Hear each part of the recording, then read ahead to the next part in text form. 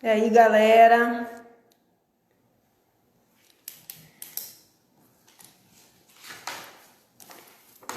Boa tarde, esperando aqui o nosso convidado, o André, entrar. O André e o Yuri na live de hoje. André, agora você pede para participar do vídeo que eu te aceito aqui. Gente, então a gente está começando hoje. Deixa eu ver aqui. Estamos começando hoje os diálogos temáticos em biologia. Esse é um projeto do curso de Ciências Biológicas que está se iniciando hoje com a nossa primeira live. Então partiu de um grupo de professores do curso de Ciências Biológicas aqui do campus de Porto Nacional. E nós vamos ter vários temas que nós vamos ficar abordando durante esses meses que nós estamos com a suspensão das aulas em vigência aqui na Universidade Federal do Tocantins. Deixa eu ver que eu não consegui ainda visualizar o André aqui.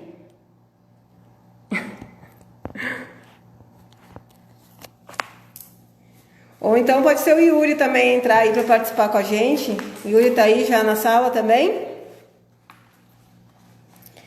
Bom, enquanto isso eu vou falando aqui como é que vai se dar essa live de hoje. Então eu sou a professora Etienne Fabrin, eu faço parte do colegiado do curso de Ciências Biológicas aqui do campus de Porto Nacional, da Universidade Federal Tocantins. Eu sou paleontóloga e vou fazer a mediação dessa live nossa de hoje. Hoje nós temos dois convidados, que é o professor André Pinheiro, da UERJ, e o professor Yuri Modesto, como convidados. Qual é o tema da nossa live de hoje? O tema da nossa live é: qual o nosso filme, Indiana Jones ou Jurassic Park? Nós vamos fazer da seguinte maneira, como são duas pessoas que conversam aqui no Instagram, então primeiro vai entrar um dos professores, a gente conversa por 30 minutos, passado esses 30 minutos, entra o próximo professor para a gente conversar com ele, tá? Fora isso, a gente recebeu algumas perguntas também que a gente pode ir respondendo. Já recebemos essas perguntas e também nós temos as perguntas que vão chegando aqui na nossa live que a gente vai escolher algumas para poder responder, tá bom? O Yuri já está aí, o Eduardo, o André está aí e não está conseguindo adicionar ele aqui. Aqui, peraí. Pronto. Professor aí. Vamos ver se ele entra agora. Quem vê? Aí, pronto. Tudo bem? E aí, boa tarde, André. Eu só não estou me vendo aqui na tela do celular, mas Você como não é que está tá? se vendo? Eu não estou Mas me a gente vendo. está te... Eu vejo você. Tá, mas a gente está te vendo. A gente está te vendo e te escutando bem, inclusive. Bom, Tá fico bom? feliz. É o suficiente, acredito eu. Bom, então bora lá. Deixa eu te apresentar e depois a gente vai conversando, tá bom? Ok. Então, o André, ele fez a graduação dele em Ciências Biológicas, na modalidade de bacharelado, na Unesp. O mestrado ele fez em Geologia Regional, também pela Unesp. E o doutorado em Paleobiologia de Vertebrados, pelo Departamento de Geologia da Universidade Federal do Rio de Janeiro. E hoje o André é professor do Departamento de Ciências da Faculdade de Formação de Professores da Universidade do Estado do Rio de Janeiro, da UERJ, no campus de São Gonçalo. É isso, né, André? Exato. Beleza, então a gente agradece a tua participação aqui na nossa live, a nossa primeira live, né? Nós estamos testando a live aqui dos diálogos temáticos em biologia e te agradeço a participação. Obrigado a você pelo convite, Etienne, profissional da área, minha amiga, antes de tudo, e a todos vocês aí que disponibilizaram um precioso tempo aí para estar aqui nos prestigiando, fazendo perguntas e participando. Vamos lá. Beleza, então bora falar da paleontologia, que é o que a gente se propôs na tarde de hoje.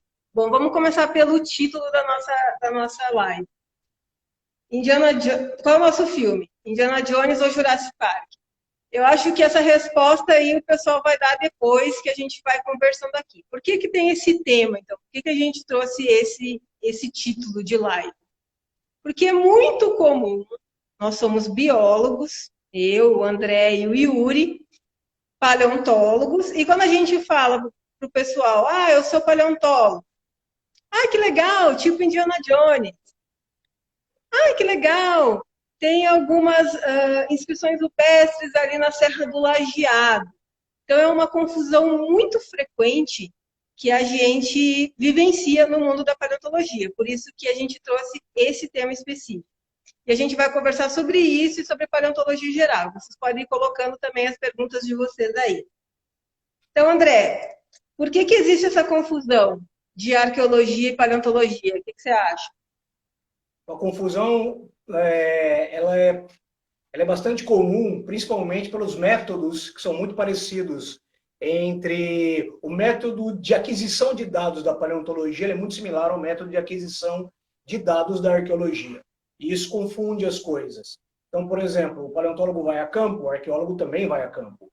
O problema é que, conceitualmente, essas são áreas bastante diferentes, no caso, né? A paleontologia, ela tem o radical grego dela, que é palaios, né? Que quer dizer antigo, e arqué do grego, né, da arqueologia, quer dizer origem e início. Então, já na etimologia, na origem das palavras é diferente. Então, a paleontologia, ela foca em evidências biológicas para se estudar os seres antigos, seres de um passado profundo do planeta. Enquanto que a arqueologia, ela tem métodos de campo parecido, certo? Mas ela procura vestígios, principalmente vestígios tangíveis e não tanto como inscrições, também, mas é mais pontas de flecha, cerâmica, mas tudo isso que está relacionado, por exemplo, à aurora, né, o início das civilizações humanas. Então, a arqueologia se dedica a um passado da humanidade como sociedade e civilização, e a arqueologia e a paleontologia, ela foca na evolução biológica, nas composições de animais e plantas no passado, em tempos mais antigos e memoriais, né? Pode incluir o homem em determinado ponto ou não. E daí, além de tudo, nós temos uma formação diferente, né? Como que se forma o paleontólogo e como que se forma o arqueólogo? Bom, o paleontólogo, no Brasil, infelizmente, a profissão de paleontólogo ela não é regulamentada, então a gente não tem uma profissão que eu diga, eu sou paleontólogo e a minha profissão é regulamentada pelo Ministério da Educação e Cultura. Não, a gente não é regulamentado, então a gente tem que fazer, por exemplo, para ser um paleontólogo, a gente tem que fazer uma graduação, e as mais comuns é uma graduação em biologia ou uma graduação em geologia. Então, uma vez que nós nos tornamos biólogos ou geólogos, ou até mesmo geógrafos, ou outras profissões afins, vamos dizer, a gente tem que fazer uma pós-graduação, né, dentro da área de geociências ou de zoologia, no caso, aí depende muito da faculdade, e tem que realizar um tema científico ali, um trabalho de pós-graduação na área de mestrado ou doutorado que verse sobre paleontologia. Tem que tratar de um tema de paleontologia. Quando você conclui, né, o seu doutorado e o seu mestrado, aí você obtém um grau de geocientista, zoólogo, mais de capacitação de paleontologia. Você pode se considerar um paleontólogo, no caso. Já na arqueologia, a gente estava vendo aqui, deve ter umas 14, 12 instituições com cursos de arqueologia, né? Onde e a profissão de arqueólogo, por exemplo, ela é regulamentada e reconhecida. Então, você tem cursos específicos para arqueologia, e na paleonto você tem que entrar por um outro caminho, um caminho um pouquinho mais difuso, mas que no final dá certo.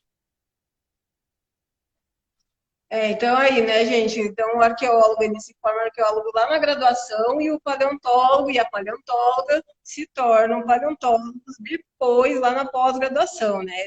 É desse jeito que acontece. Antigamente, a arqueologia era uma das áreas da história, daí o pessoal geralmente, né, fazia história e passava a fazer a pós-graduação em arqueologia, mas hoje a gente tem esses 14 cursos aí, nem sabia que eram tantos, cursos de graduação em arqueologia no Brasil. E quando a gente... quando a gente falou sobre esse tema também, uma coisa que me chamou a atenção também, André, é que a gente fala assim, é o Indiana Jones e o Jurassic Park. Mas para a geração recente, o Indiana Jones não é um filme comum, né? Vamos falar um pouquinho do filme, dos dois filmes?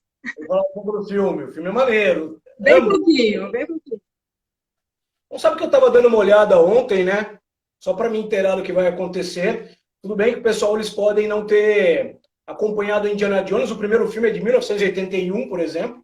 Então, eu tinha quanto? Tinha 5, 6 anos ali. Não, 4 anos. Não, é por ali, eu nasci em 78. É isso aí. Isso, mais ou menos. 3, 4 anos. O primeiro Indiana Jones é de 81. A questão vai sair um outro Indiana Jones previsto para o ano que vem, o Indiana Jones 5, por exemplo. Então a gente já teve o Reino da Caveira de Cristal, que acho que saiu há pouco tempo, não tem 10 anos esse filme, mas vai ter um quinto filme aí ano que vem. Então fica a dica aí para todos aqueles que não conhecem começarem a assistir a saga desde o começo. É bastante legal. Mas obviamente o nosso herói é o Dr. Grant, né? E Jurassic Park? Então, Jurassic Park, é importante destacar que Indiana Jones é um produto que foi idealizado para a TV, né? Então, assim, não há livros que contem, né, essa história do Indiana Jones previamente foi adaptado para o cinema. Não, ele foi um roteiro, foi pensado por George Lucas para o cinema. E o Jurassic Park é um livro, se não me engano, de 82 também, de 85, 82 e 85. Em que ele é escrito, né, pelo Michael Crichton, e aí o Spielberg leu esse livro e ficou muito interessado, né, ele se fascinou por o livro. Aliás, fica a dica, né, para quem não conhece o livro, para quem não leu o livro é muito bom, é muito cativante, o Michael Crichton escreve muito bem, e aí ele foi adaptado para o cinema, né. Então, assim, um foi feito para o cinema e o outro foi adaptado para o cinema. Mas o legal é que ambos eles se baseiam em exploradores que realmente foram reais, né, no caso, né? Então, a gente tem, na paleontologia, a gente tem um grande explorador, por exemplo, né, que nos anos 20 ficou famoso pelas primeiras ossadas de Protoceratops e os primeiros ovos de dinossauros encontrados, por exemplo, no deserto da Mongólia, que é o famoso Roy Chapman, no caso. E arqueologia, a gente tem o Silvério Morley, né? Ele é especialista na civilização maia também, e ele foi um espião norte-americano durante a Primeira Guerra. Então, esse Sylvanus, por exemplo, é a inspiração quase que direta para Indiana Jones, enquanto que Roy Chapman tem gente que diz que ele também pode ser uma inspiração para o Indiana Jones, mas óbvio que o Michael Crichton ele se baseou mais no Roy Chapman para idealizar o paleontólogo ali, que é o Alan Grant, no caso, né? Mas é importante dizer que houveram exploradores reais que serviram como inspiração, né, para ambas as fábulas, vamos dizer assim. Olha aí, o pessoal aí está dizendo que a gente está falando a nossa idade, a gente está se entregando na idade quando fala dos filmes. O problema tá falando que 1978. E ainda e que gostam mais de Indiana Jones, pelo jeito aí também. Poxa, gente. Não, Indiana Jones, para mim, foi o primeiro. Eu vi antes de Jurassic Park, né? E aí fascinou pelo estilo. O estilo do Dr. Jones é o estilo mais explorador, aventureiro. O Dr. Grant, na aventura, ele cai de paraquedas ali no mundo perdido. Mas, obviamente, eu me identifico mais com o Dr. Grant, por ser paleontólogo, pelas ideias dele, do que pelo Indy, né? Se bem que o Indy ele tem essa pegada mais exploratória, mais agressiva, é mais sedutora a imagem de Indiana Jones, mas obviamente que eu estou no time do Dr. Grant, no caso. Isso aí. Tá, bora lá falar de paleonto, então, André. Vamos lá. Quais são as áreas da paleontologia? Para quem está iniciando no curso de biologia, vamos conhecer as áreas da paleonto, porque não se estuda só dinossauros em paleontologia, né, galera? Inclusive, eu não posso deixar de falar que eu sou paleontólogo, mas não estudo dinossauros. A minha área de Nem atuação... eu. Isso. A minha área de atuação dentro da paleontologia de vertebrados é linhagens de crocodilianos extintos, né? Então, minha especialidade como grupo de vertebrados são os croques, no caso, né? Os crocodilianos. E aí, dinossauro a gente sabe porque é o carro-chefe da paleonto, porque é um assunto quase que universal dentro da paleontologia, o tema dinossauros, no caso. Mas a paleontologia é um mundo extremamente amplo, né?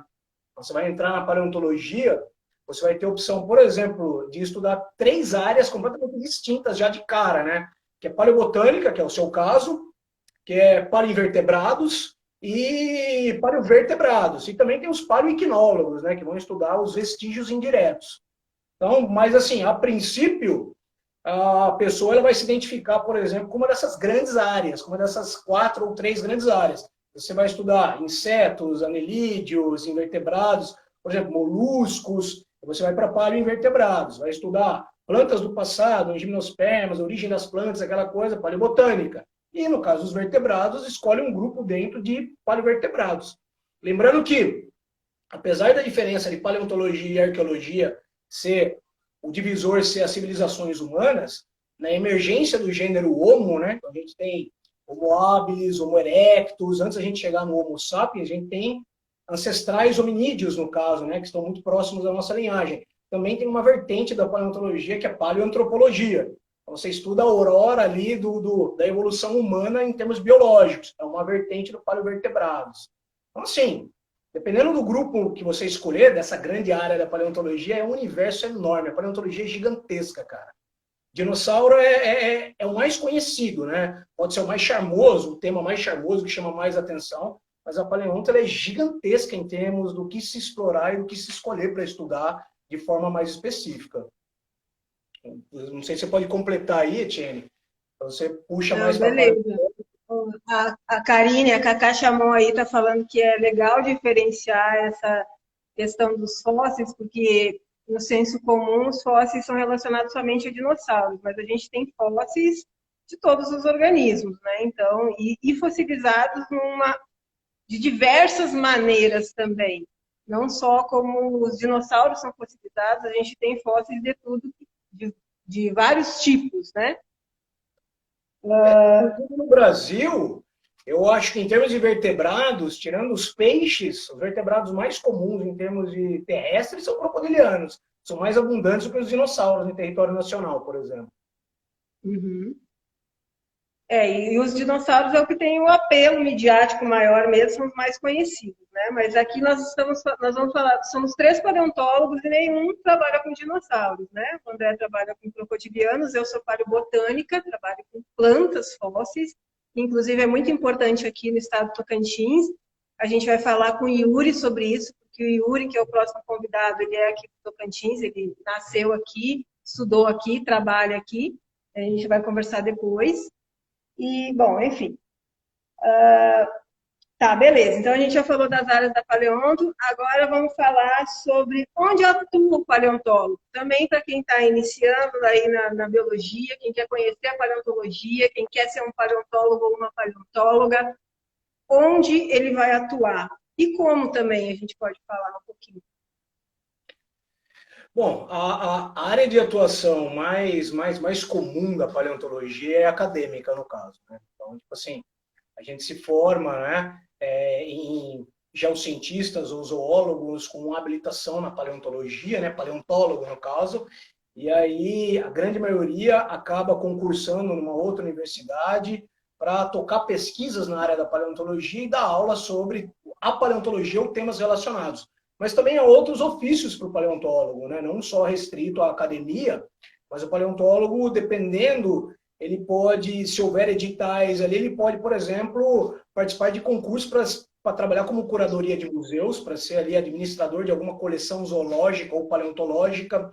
Também o paleontólogo ele pode ser contratado aí para prestar, por exemplo, serviço de consultoria, resgate, participar como se fosse um ecólogo em termos de levantamento de espécies que se tem numa região. A gente pode fazer um levantamento, por exemplo, do patrimônio fossilífero e geológico de uma área, por exemplo, para delimitar uma área de proteção ambiental, uma área que seja destinada, por exemplo, a explorações no campo da paleontologia, e aí a gente pode direcionar construções ou algum tipo de obra desviada daquele local, por exemplo, para preservar aquelas áreas de interesse científico, no caso. Eu tenho amigos que trabalham com consultoria paleontológica, né, nesse sentido. Tenho amigos também que trabalham em museus como consultores, né, como curadores de coleção zoológica e paleontológica, e muitos deles, né, obviamente, estão nas universidades, no caso. Lembrando que a Petrobras, tem uma área da paleonto que eu deixei passar aqui, que é a parte da paleomicroontologia, né? Que antigamente a gente chamava aí de micropaleontologia, e agora é micropaleonto, e aí até saiu um trabalho bastante legal em 2015 que falou que micropaleontologia é um termo equivocado, porque dá a impressão de ser um paleontólogo mini. Então, aí o termo ele mudou, né? A gente mudou o termo e agora é paleomicroontologia.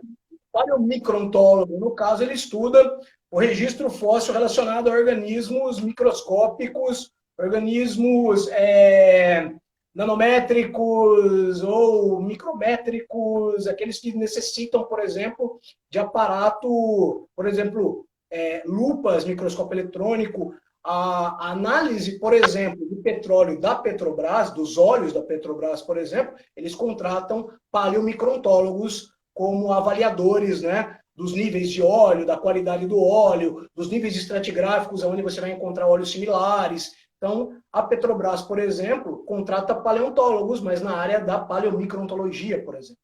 Então, tem essa área também de atuação aí que é bastante prolífica, né? Isso aí. Beleza. Gente, vocês podem mandar perguntas aqui também, tá? E a gente tem umas perguntas que vocês podem estar mandando aqui também. E sobre a tua área de atuação? Quer falar um pouco dela, especificamente? A minha área de atuação, eu sou apaixonado por ela. Só para dar uma luz aí para os estudantes, por exemplo, eu sempre fui apaixonado pela paleontologia, mas quando entrei na faculdade, até por influências externas, né, eu acabei indo para a área da microbiologia. Trabalhava no início da minha graduação, comecei a trabalhar em laboratórios, né, com amilases, enzimas, daí eu vi que não era aquilo, aí de repente eu larguei tudo e falei, não, agora eu vou atrás daquilo que eu realmente gosto. Eu já estava, acho que no 6º período, eu estava numa Unesp que não tinha paleontologia, aí eu, dentro das Unesp, né, que são cerca de 23 campos, né, espalhados pelo estado de São Paulo, né, camp, então a gente tem 23 unidades da Unesp em São Paulo, aí eu fui ver qual Unesp ali que tinha paleontologia e encontrei a Unesp de Rio Claro. Eu entrei em contato com o professor, falei para ele que eu gostaria de estudar, ele me deu 4 opções, ele falou assim, você vai estudar tartaruga, dinossauro, crocodilo ou peixe? Aí eu fiquei pensando e decidi estudar crocodilianos, porque era o único grupo que eu não sabia nada em termos de registro fóssil. Eu pensava em crocodilos e eu falava assim, caramba, nunca ouvi falar de um fóssil de crocodilo, nunca ouvi falar nada de crocodilo, eu não tinha ideia de como é que era essa linhagem, né, em termos de passado, vamos dizer assim, passado histórico, passado geológico. E aí, pelo desconhecimento total, eu achei mais fascinante. Eu falei, não, eu quero trabalhar com crocodilos, então, não sei nada, quero aprender tudo. E acabei me apaixonando pela área, não troco de grupo por nada, adoro os crocs, assim, a diversidade, todas as adaptações que esses animais eles apresentaram ao longo do tempo, desde o surgimento lá do Triássico Superior até hoje, para mim é fascinante. Então, sou um verdadeiro apaixonado aí pelas linhagens de crocodiliano. E, atualmente, eu trabalho aí com os crocodilianos da única bacia sedimentar que a gente tem aqui no Rio de Janeiro, né?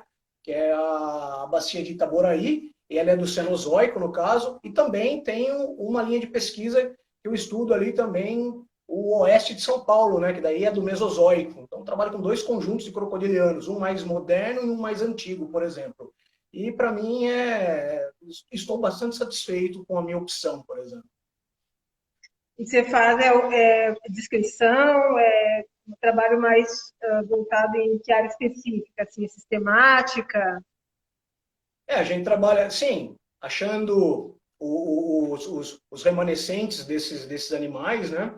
A gente tem que ser... O trabalho de descrição é um trabalho base, né? Então, assim, não pode haver paleontólogos em nenhuma área que não saiba descrever aquilo que está, né, analisando. Então, assim, todo paleontólogo vai ser um morfólogo, de cara. E depois você pode, por exemplo, meandrar para outras metodologias, no caso, né? Então, a gente vai para a sistemática.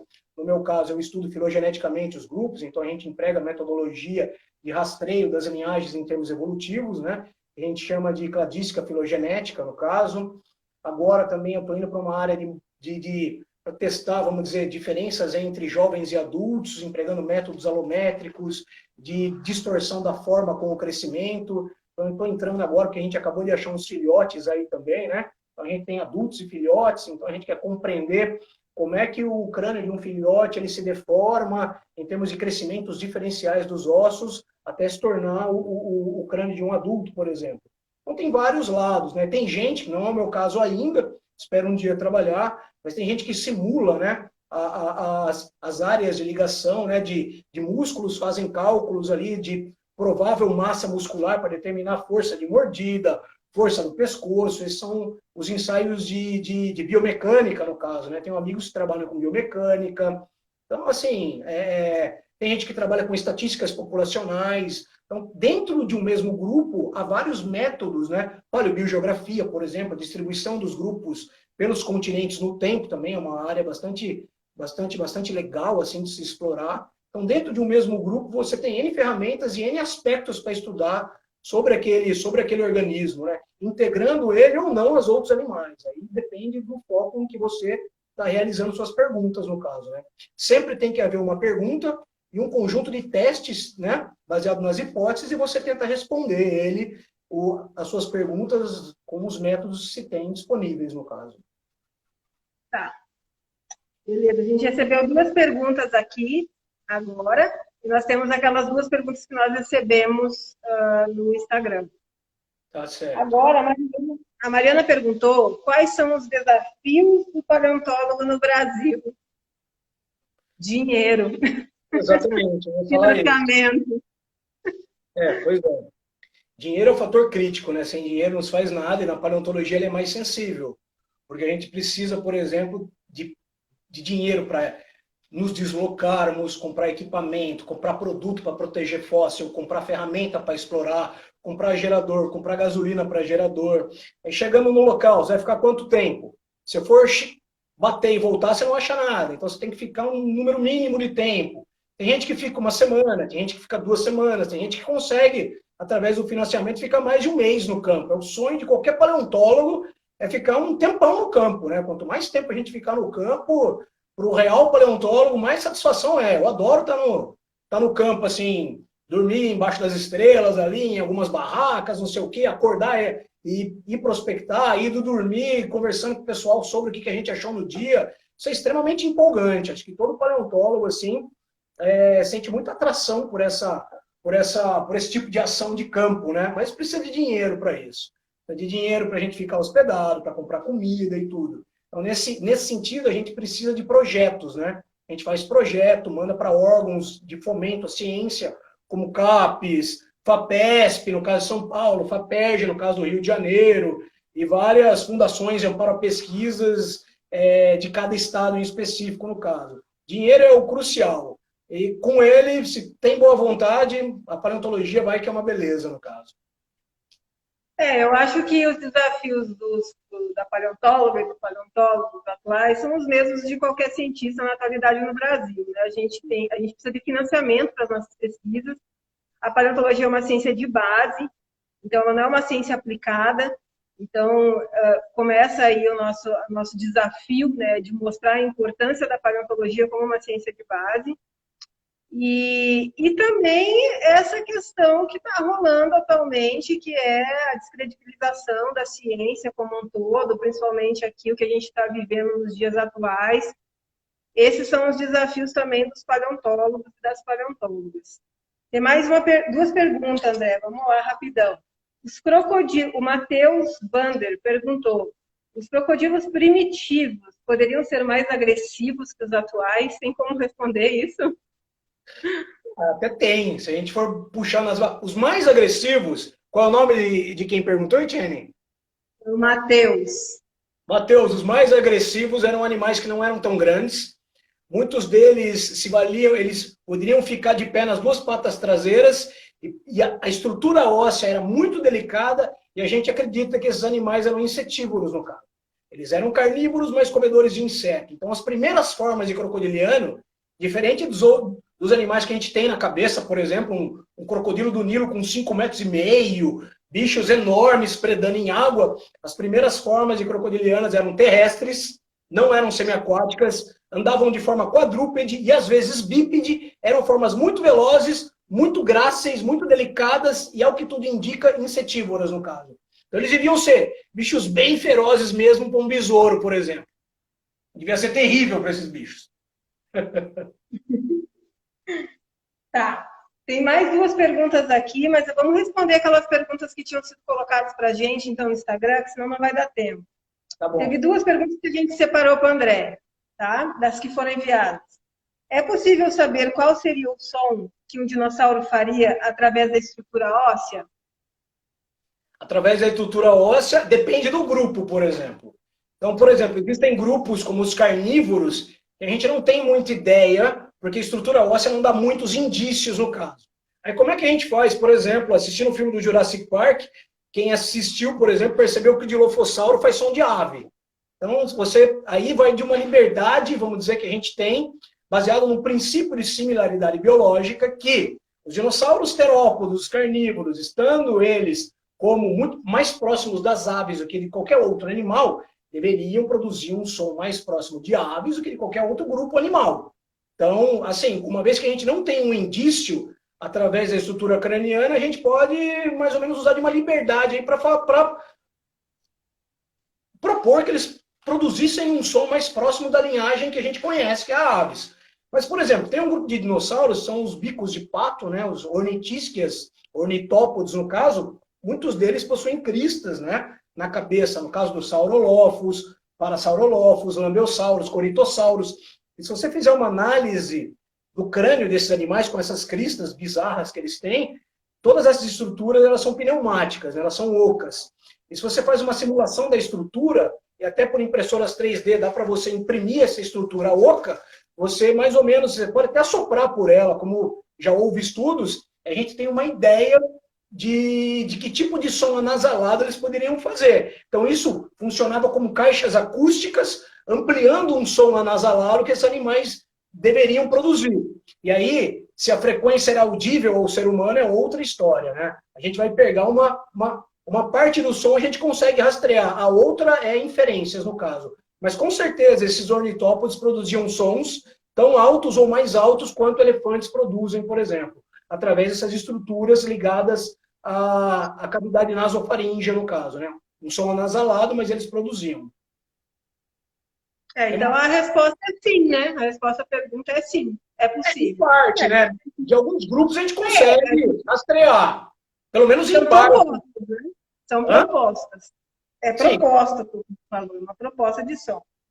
Gente, a gente não vai conseguir responder todas as perguntas que estão aparecendo, mas elas estão ficando aqui, e daí depois a gente passa também para o André, e enfim, quem quiser entrar em contato com ele também pode entrar, depois a gente deixa ali no Instagram do curso os contatos do André. A outra pergunta, que é a última, e depois a gente encerra. Qual a possibilidade de reconstruirmos espécies extintas a partir da engenharia genética?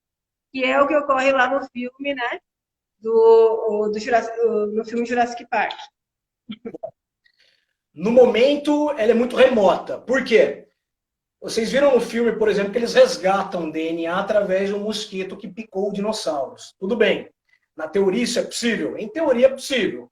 O problema é que um pernilongo, ao picar um animal, você tem enzimas digestivas, por exemplo.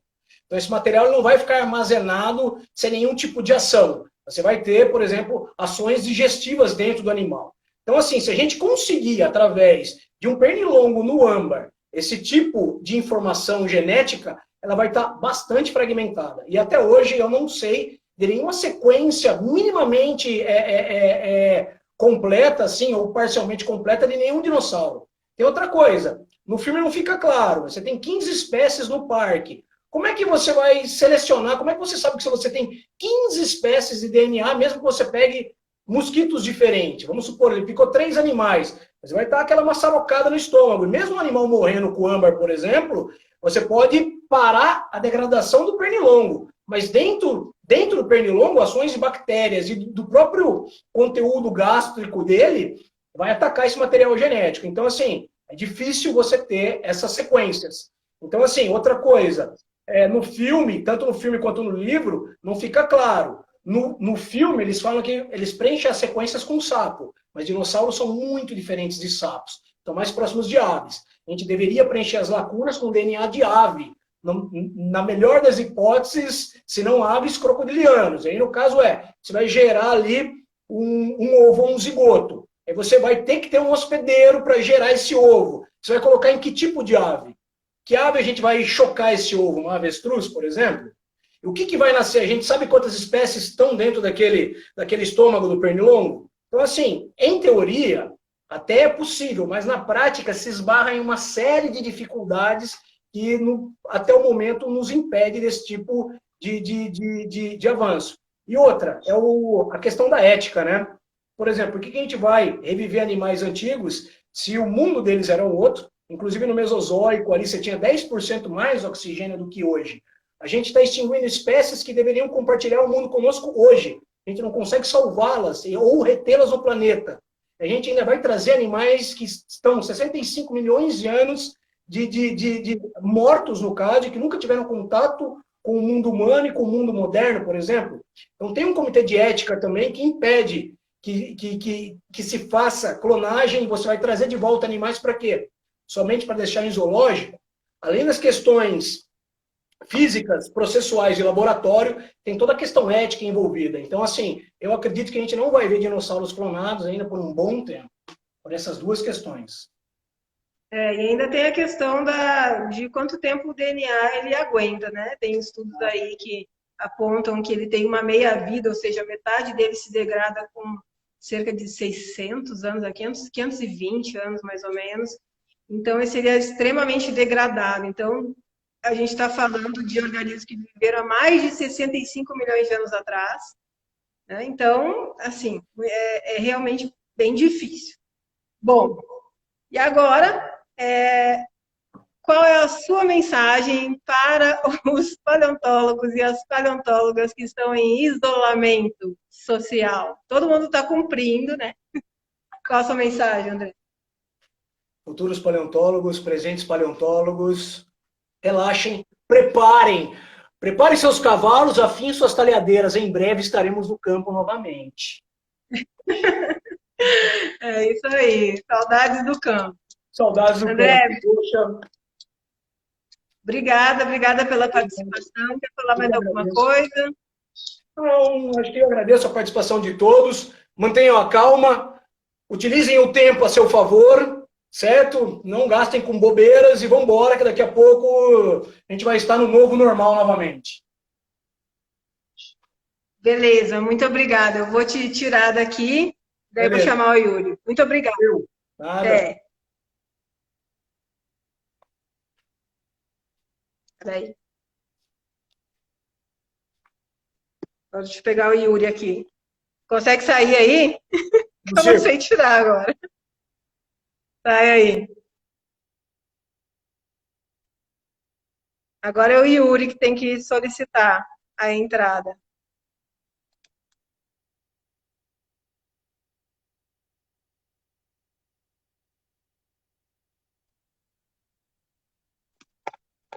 Bora lá, Yuri, vamos conversar.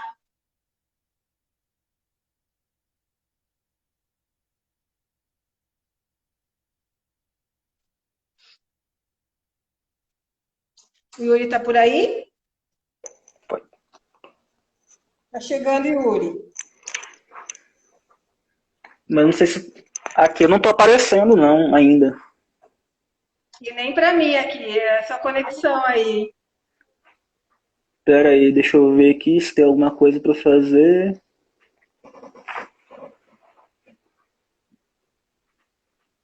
Acho que é o teu celular, não? Fala que você não tá...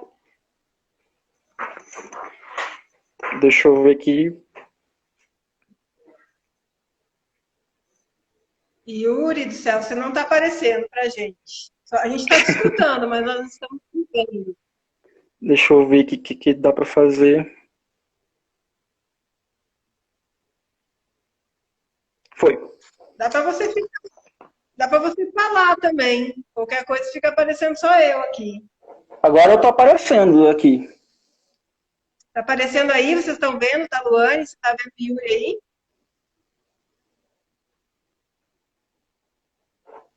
Me sugeriram sair da live e entrar de novo. Então tá, entra de novo aí. Bom, então deixa eu ir lendo o currículo do Yuri enquanto ele sai e entra de novo. O problema de conexão é normal, né, gente? A gente tá nesse... Enfim. Então, o Yuri, ele atualmente ele é professor substituto aqui na Universidade Federal Tocantins. Ele possui doutorado no programa de pós-graduação em Ecologia e Evolução pela Universidade do Estado do Rio de Janeiro e mestrado no programa de pós-graduação. Espera aí, quem está pedindo aqui para entrar? Eu termino aqui de falar. Aí. Estava falando do mestrado dele, né? Então, era um mestrado no programa de pós-graduação de paleontologia e estratigrafia pela Universidade Federal do Rio de Janeiro e a graduação em ciências biológicas pela UFT.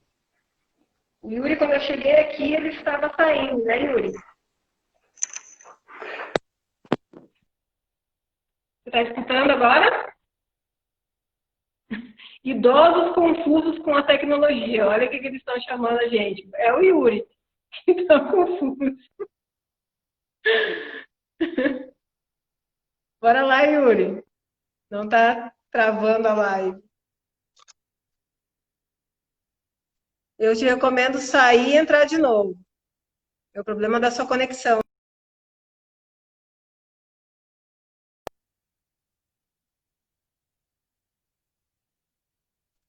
Vamos esperar que ele está entrando novamente, gente. Vamos ver aqui, então. Adicione.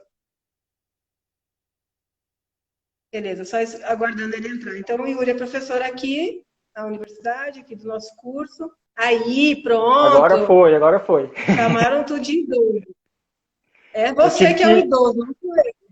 Eu tive que pegar outro celular aqui, porque foi o meu problema, foi no meu celular. Viu? Então você que é o idoso, não sou eu. Não, você não, escutou não. seu currículo? Escutei, sim. Escutei partes dele. Ah, mas é isso mesmo, né? O Yuri é prata da casa, ele foi nosso aluno aqui. Quando eu cheguei aqui, o Yuri estava saindo, né, Yuri? E a gente vem desenvolvendo aí algumas coisas junto nesses anos aí que a gente se conhece já. Eu tinha falado que você entrou em 2009, né? Acho que eu comecei o meu mestrado em 2010, se eu não me engano. Então, inclusive você me deu maior força na hora de fazer a prova, né? Passou uma porrada de material para eu estudar e me ajudou, foi muito importante para mim nesse momento também. Que massa, né? Todo mundo se ajudando. Os paleontólogos, a gente tem um grupo pequeno, né? Todo mundo se conhece, todo mundo se ajuda. Só que não. Bora lá. Bom, a gente fez um roteiro aqui também para conversar com o Yuri. Yuri, vamos falar da tua área de atuação na paleontologia. Bem, diferente da professora Etienne e do professor André, eu trabalho com paleoictiologia, né? O nome já dá um indício qual é a minha área de atuação, então eu estudo peixes fósseis. E eu trabalho com os peixes fósseis desde a graduação, né? Eu comecei estudando os condrites da formação Pedra de Fogo, que estão presentes no laboratório de paleobiologia da UFT, e depois, com o passar, né, da minha formação, eu fui aperfeiçoando e estudando uma série de outros grupos, né? No mestrado, eu trabalhei com peixes de água doce, peixes, a maior parte deles, alguns deles do início, né, um resquício ali do início da fauna neotropical, e alguns resquícios deles ali, lepidosteiformes, dipnoiformes e por aí vai. E hoje... Sim? Pode falar. Fala. E hoje, novamente, de volta à universidade, eu estou tendo a oportunidade de trabalhar novamente com os materiais do Tocantins, que sempre foi a minha vontade, né, desde o princípio, e agora está sendo muito gratificante ter retornado ao meu estado e e retornado a trabalhar com esse material, esse riquíssimo material. E como que foi que se descobriu a área da paleontologia aqui no nosso curso? Porque, bom, explica aí pra gente, aí a gente conversa. Como se descobriu essa área e como você entrou nela? Então, eu fui aluno do professor Sérgio Dias da Silva, né? Na época ele era professor da disciplina de paleontologia, e posteriormente a pessoa que chegou a ser meu orientador durante a graduação foi o professor Roberto Candeiro. Ele deu a disciplina de evolução. E assim, e junto a isso, né, na época eu estava meio que perambulando, né, pela universidade, procurando algum estágio, alguma coisa para poder trabalhar, né, com curso, né. E eu sempre tive uma predileção por essa parte da evolução, né, dos estudos evolutivos, entender os processos evolutivos dos grupos, né, dos diversos grupos de organismos que existem, né, entre os seres vivos. E na época, o professor Roberto Candeiro era professor da universidade, e eu tinha pedido um estágio para ele no laboratório. Ele estava meio que na dúvida, né, com relação ao que eu poderia estudar, porque ele tinha acabado de chegar e não tinha conhecimento do material que tinha disponível no laboratório, mas de pronto ele me aceitou como orientando, e desde então eu estou trabalhando com os peixes fósseis.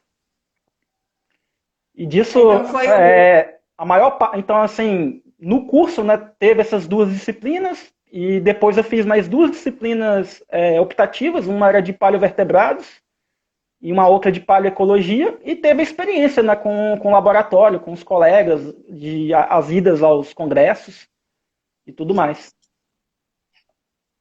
isso. E daí, aqui no estado também a gente tem uma importância, a paleontologia é bastante importante aqui no estado do Tocantins, né? Você pode falar a respeito um pouquinho? Sim, sim, com certeza. Acho que, sim, do mais importante, né, que tem o maior destaque na mídia, é a floresta petrificada, né, que tem ali em Filadélfia, né, que existe uma série de lenhos fossilizados, né, e uma riqueza muito grande em pteridófitas, né, em gimnospermas, principalmente.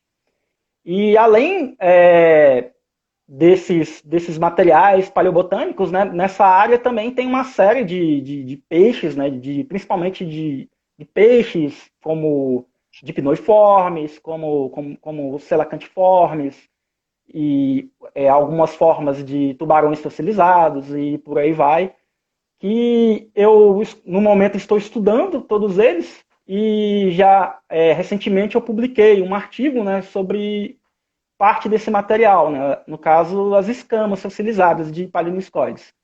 E além dessa importante área, né, ali de Filadélfia, a gente pode dizer, né, como um destaque, que o Tocantins está inserido, né, de uma das bacias sedimentares mais importantes do Brasil, né, que é a bacia do Parnaíba. E dentro dessa bacia existem uma série de unidades fossilíferas, né, que, pelo menos 3, que tem fósseis aqui no Tocantins, que é a formação Pimenteiras, né, do Devoniano, a formação Pedra do Fogo, do Permiano, e a formação Corda, do Cretáceo. Então, com relação à formação Pimenteiras, né, do Devoniano, a gente pode citar os sítios aqui presentes no Morro São João, aqui na minha cidade, em Porto Nacional. Aqui, se vocês forem ali no sopé do Morro São João, vocês vão encontrar uma série de iquinogêneros ali presentes, de crilobitas, de crinoides, de braquiópodes e por aí vai.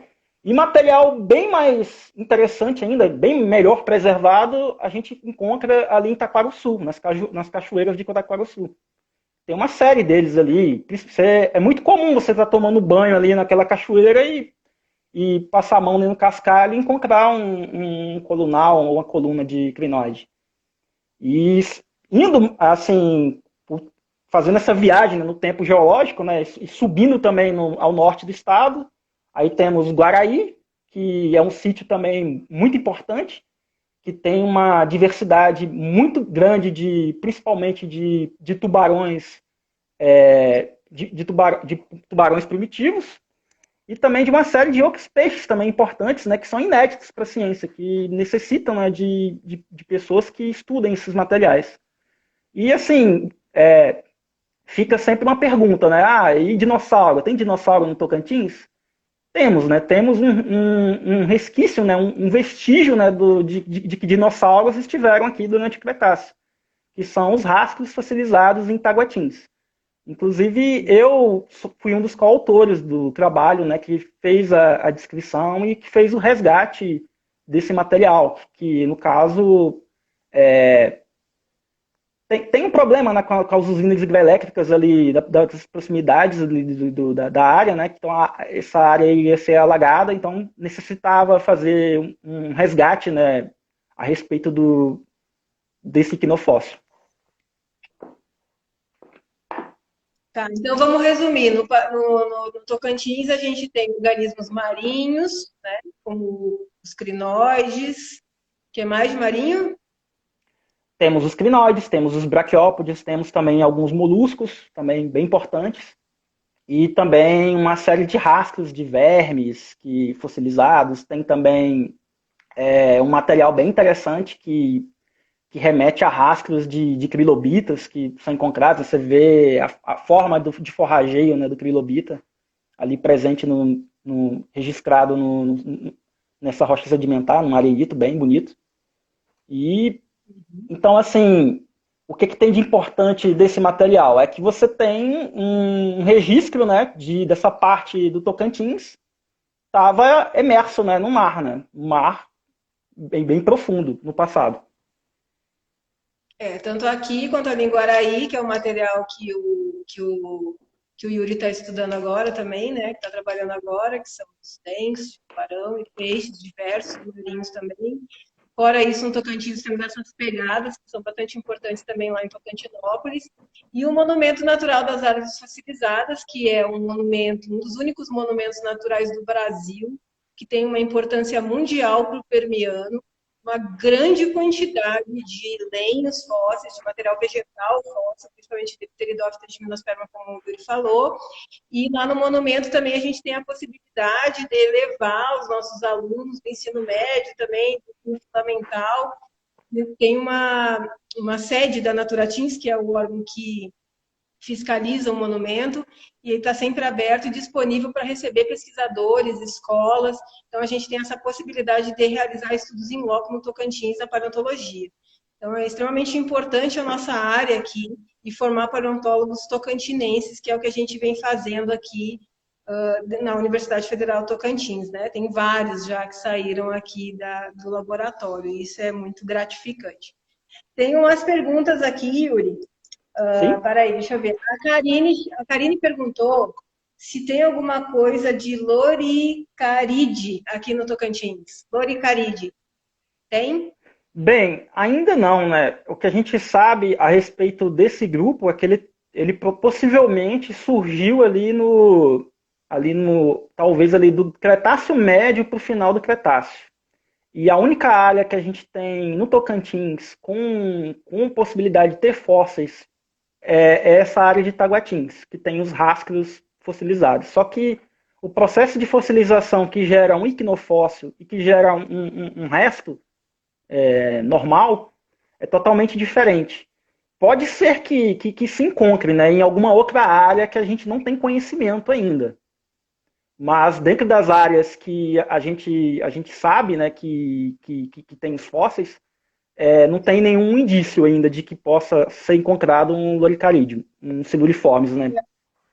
O pessoal está perguntando aqui o que é loricarídeo.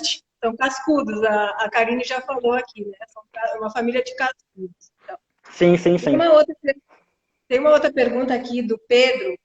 Bem legal a pergunta dele, olha só. É errado eu encontrar um pequeno fóssil e usá-lo como objeto de decoração ou fazer um acessório tipo colar?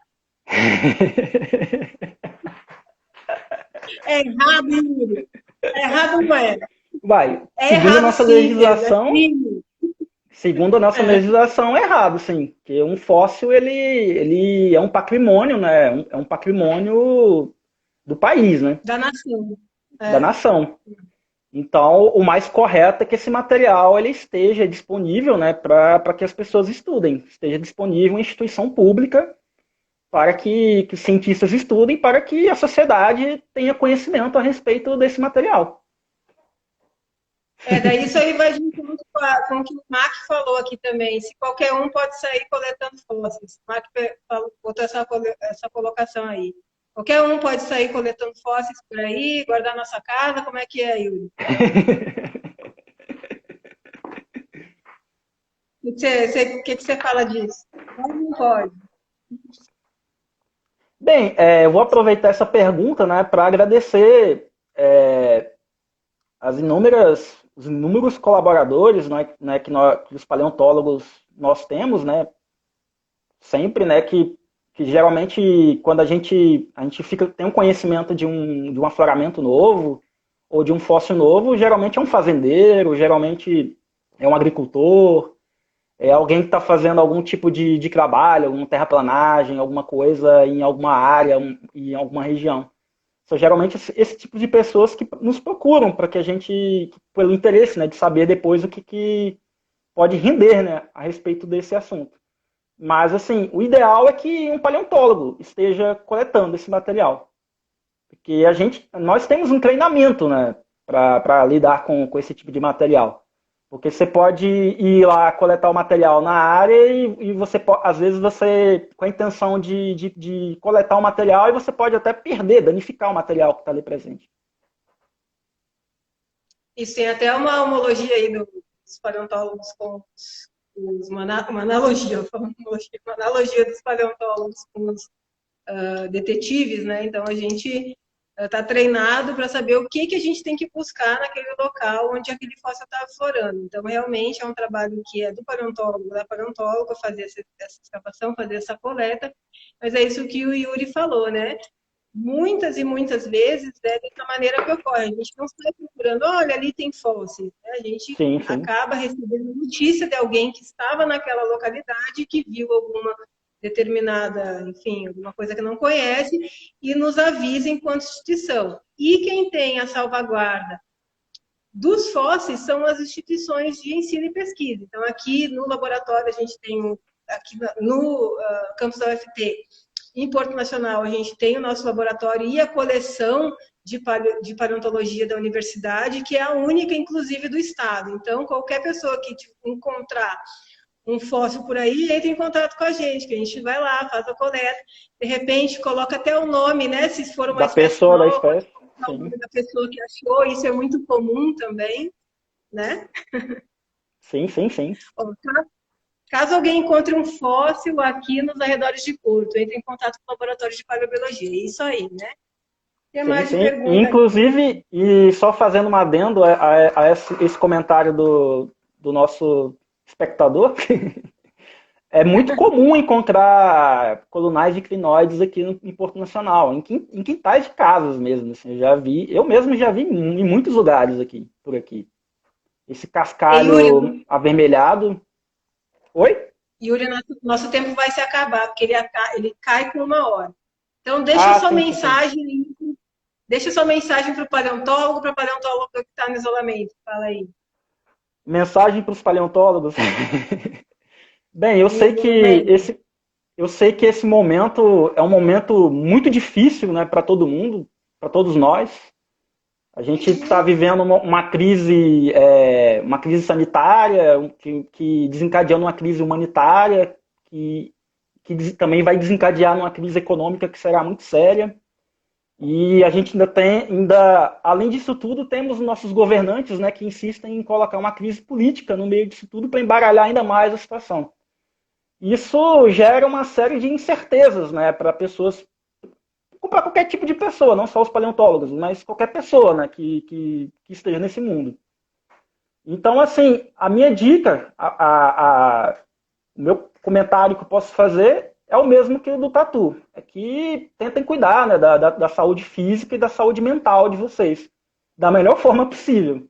Porque só assim a gente vai poder cuidar das outras pessoas e só assim a gente vai estar preparado para o novo mundo, né, que virá, né, futuramente.